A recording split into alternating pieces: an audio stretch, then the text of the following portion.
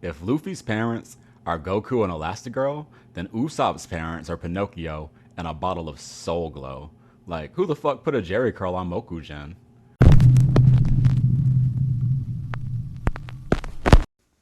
Yo, what's up, YouTube? It's Tony Shinobi here representing Straight Off the Topic. It's just me by myself today, but I had to get this off my chest. I've been watching One Piece and I gotta talk about Usopp. Early days. Let's talk. Don't forget to like and subscribe. We got the podcast with all the guys coming back soon, and we're gonna have plenty of more discussions like that with even more hilarity and more off the topicness. So stay tuned for that. Hit that button. I'm watching One Piece from episode 1 recently, and I made it all the way to Water 7, and I have to talk about a very polarizing character. I'm here to talk about the very delusional, in his own mind, captain, or sniper Usopp.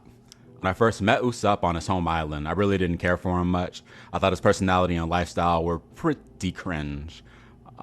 He seemed very childish, and it was pretty childish to be playing pirate with literal children and telling lies so outrageous that he really should have been an American politician.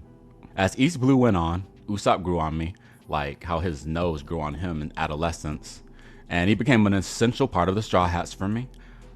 The things that initially turned me off from this character became some of my favorite traits for him. His cowardliness proved to be a good thing for his character because it keeps him out of the front line, he is a sniper, and made him more of a tactical combatant. And in his fights, he didn't retreat from, he had, very interesting way of fighting, like his schoolyard pranks, kind of like eggs, and even upgrading to like throwing stars and like gas and explosives and stuff like that. He was a surprisingly good inventor, and he often, more often than not, he would take the role as one of the more rational members of the Straw Hat. He's funny, he's got great synergy with the rest of the personalities on the Mary. Then we got to Water 7. Oh, Water 7. So Water 7 is straight up one of the best arcs so far. I've really enjoyed a lot of these arcs. Skypiea was dope. Pirate Island was interesting, but Water 7 so far has taken the cake. The plot is sick. The setting of Water 7 with the fighting shipwrights is so badass. Frankie's backstory is amazing with Tom and Iceberg. I mean, Robin, CP9, talking pigeons, all that shit. But then there's Usopp. He does not shine in Water 7. He gets the money stolen. They brought 300 billion with them, and Luffy and Nami were acting way too casual as well too.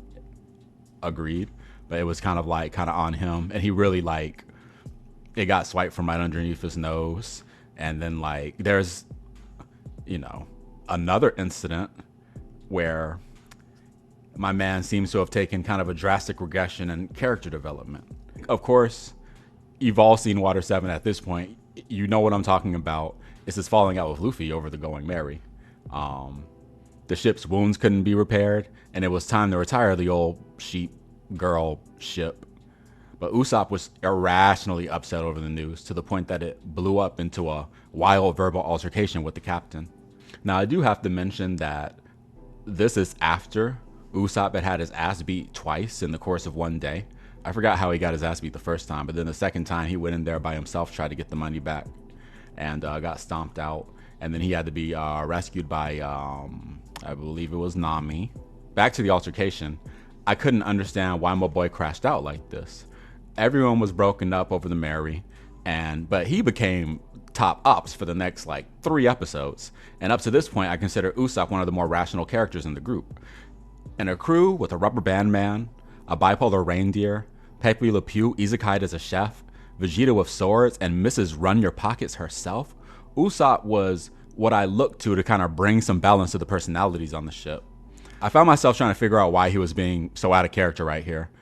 Orphan Acrobat, my boy Carl, actually brought up a good point. He suggested that the Mary meant more to him because it was given to him by that girl and the sheep guy from his home island.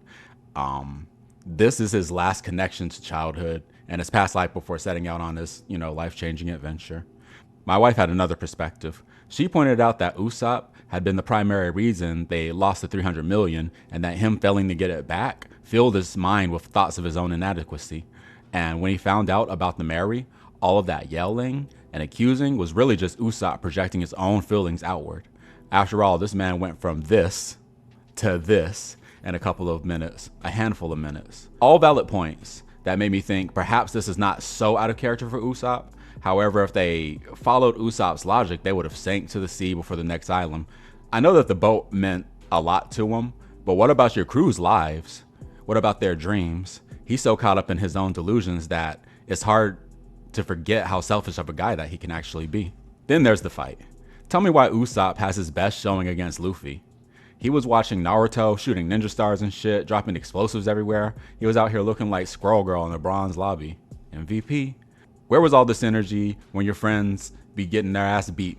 Where's all this energy when you ran from a lot of the threats that you came across? Luffy was one of the only people to accept you and even humors you when you're being delusional, and you give him an impact dial to the face. Keep in mind this shit almost killed Inaru.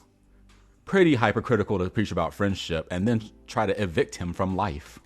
And what's crazy is Luffy actually held back. Took all the attacks and then one-shot little homie. And this is why Luffy got that dog in him, man. He calls him an idiot, says he planned this, says he knows you know you can never beat me. And then he like gifts him to Mary and like leaves him to wallow in his despair. Pretty brutal. This was a really good fight and a really good episode, but it was character assassination for Usopp. As the arc went on, I was trying to figure out how they're going to redeem this guy. Like, what could Oda do to make me like Usopp again? And then he pulls out this shit. So shiny, so strong. So shiny, so strong. So shiny, so strong. So shiny, so strong. Bravo, Oda. Bravo.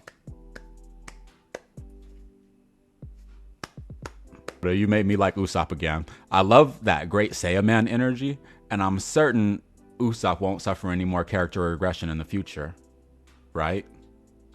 Guys? Right? No more character regression? Ah, shit.